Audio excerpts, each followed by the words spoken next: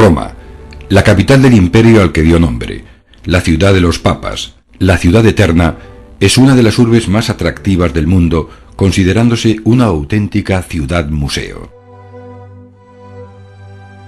El mítico origen de Roma está ligado a Rómulo y Remo y la loba capitolina. El germen de la ciudad lo encontramos en el Palatino. En época imperial, esta zona fue ocupada por los palacios de los emperadores. Domiciano fue el promotor de la construcción de una gran mansión que se mantuvo como sede regia hasta época medieval. El espacio entre los montes Palatino y Capitolio estaría ocupado por un valle donde se levantó el Foro, centro religioso, político y comercial de la antigua Roma. Entre los edificios más interesantes se encuentra la Basílica de Magencio, colosal construcción del siglo IV en la que destacan las espectaculares bóvedas.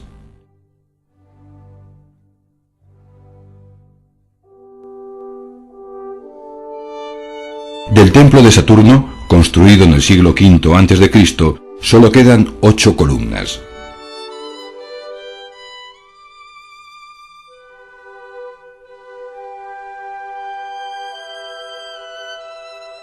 La curia era la sede del Senado. Es uno de los edificios mejor conservados.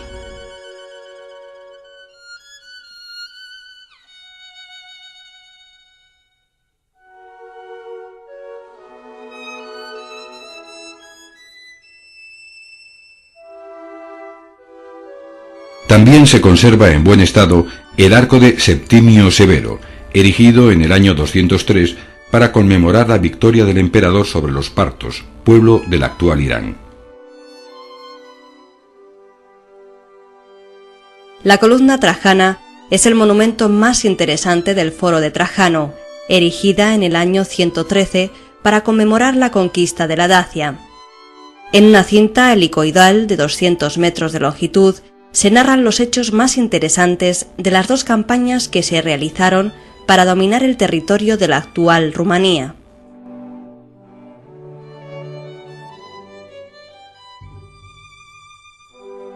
El Coliseo es el gran edificio de espectáculos. Levantado por la familia Flavia en los últimos años del siglo I, el anfiteatro tiene forma elíptica y unas impactantes dimensiones: 188 metros en su lado mayor y 155 en el menor, mientras que la fachada alcanza los 50 metros de altura, dividida en 4 pisos.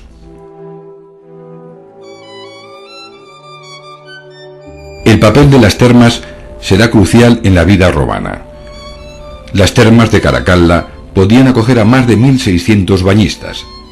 Se trata de un espectacular edificio construido entre los años 212 y 216 que ocupaba 11 hectáreas.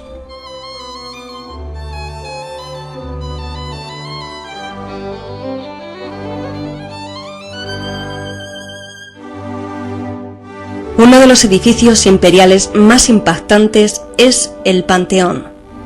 Construido por Agripa, Adriano será el responsable de la construcción actual.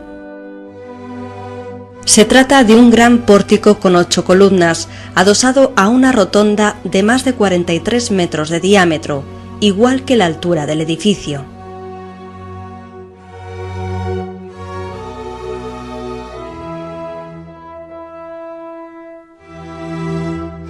A partir del siglo II, el cristianismo empieza a ganar adeptos entre los romanos.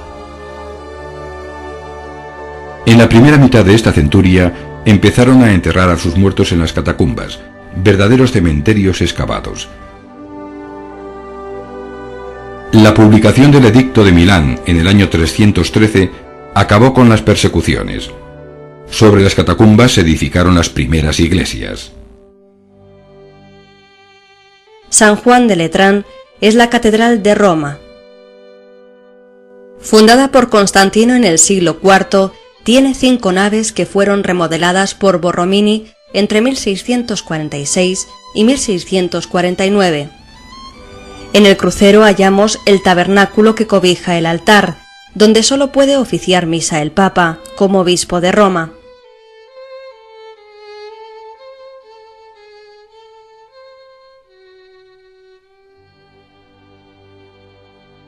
En la Basílica de San Pietro en Vincoli se encuentra la tumba de Julio II, realizada por Miguel Ángel. El espectacular Moisés preside el sarcófago. De la monumental figura del profeta destaca la fiereza de su mirada, en la que destella la terribilidad de las obras de Buonarroti.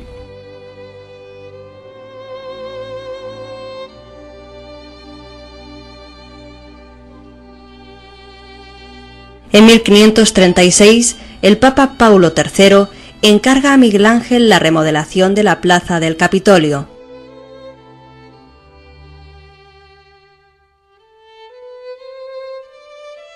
En el centro de la plaza se erige la estatua ecuestre de Marco Aurelio, un original en bronce de época romana. Al fondo se alza el Palacio Senatorial, actual ayuntamiento de la ciudad. En los extremos de la plaza se levantan el Palacio de los Conservadores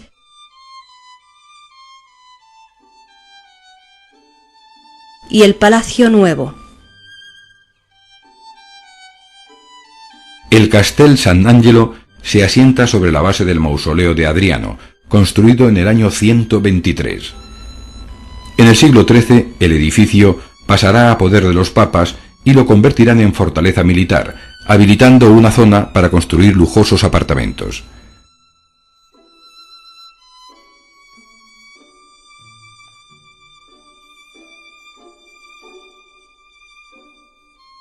Desde San Angelo parte la vía de la Conciliazione que enlaza con la plaza de San Pedro. Encargada por el Papa Alejandro VII, Bernini será el elegido para realizar una plaza ovalada de 340 por 240 metros. Constantino es el promotor de la primitiva Basílica de San Pedro. En el siglo XV, Julio II eligió a Bramante para construir un nuevo templo. Se trata de la iglesia más grande de la cristiandad, con 187 metros de longitud.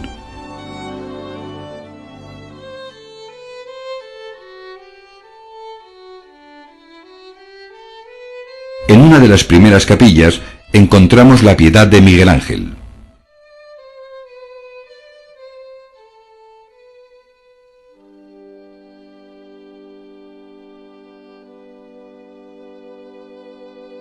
En el crucero se levanta el baldaquino, obra de Bernini. Realizado en bronce dorado, madera y mármol, mide 29 metros de altura.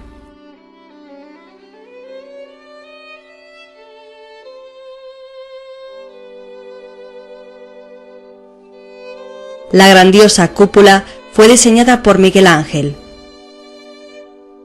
Con sus 42 metros de diámetro y casi 137 metros de altura, se eleva por encima de las famosas colinas de la urbe. Los mosaicos se realizaron a finales del siglo XV, representando los círculos del paraíso con el Padre Eterno.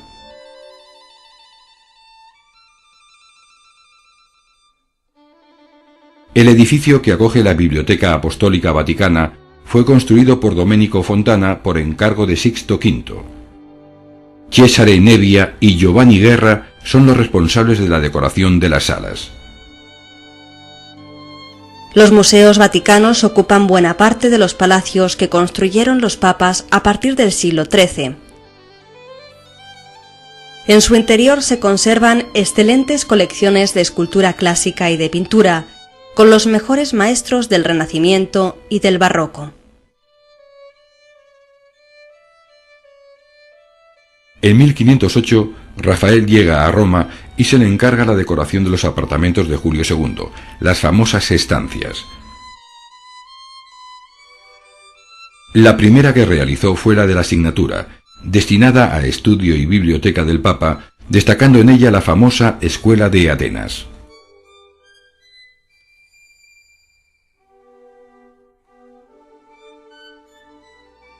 Pero la obra maestra del Vaticano la encontramos en la Capilla Sistina. Julio II también será el promotor de la decoración de la bóveda de esta capilla, eligiendo a Miguel Ángel para su ejecución. Las escenas desarrollan el tema de la creación y la caída del hombre, rodeados de las sibilas y los profetas que anunciaron la venida de Cristo. Al final de su vida, Miguel Ángel vuelve a trabajar en la Sixtina. El tema elegido es el juicio final. En esta obra destaca la intensidad emocional y dramática del momento, junto a la excepcional potencia anatómica de las figuras y un acertado uso del color.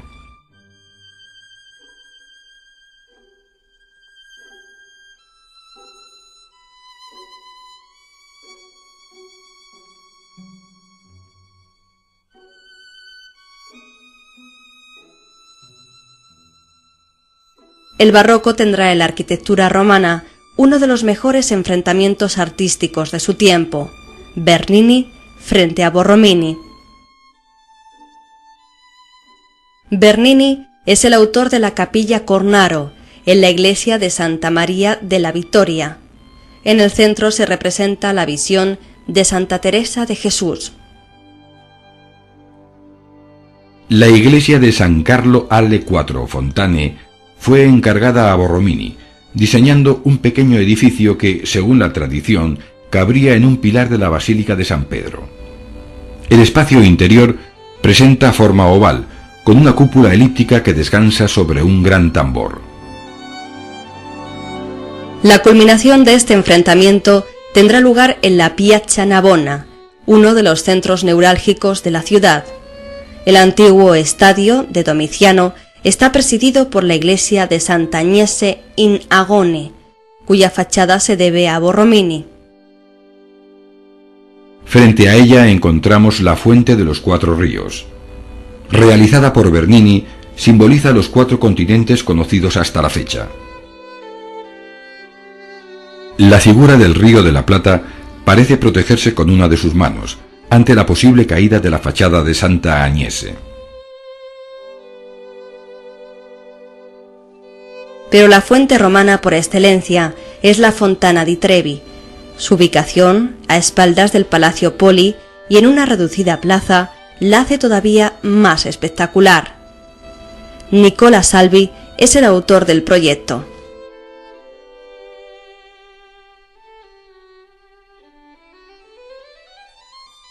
Piazza di Spagna es el otro centro neurálgico de Roma.